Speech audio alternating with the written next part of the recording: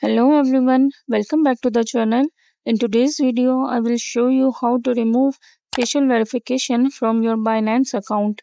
First, open the Binance app and open the profile icon in the top left corner of the screen. Once you are on your profile page, scroll down and select Security. Here you will see options like two-factor authentication, passkeys, and authenticator app, email and password settings. Next, click on Passkeys or Biometrics.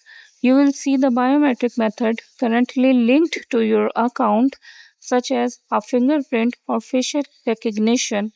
If you want to remove it, simply click the delete icon next to the registered biometric method and select Continue.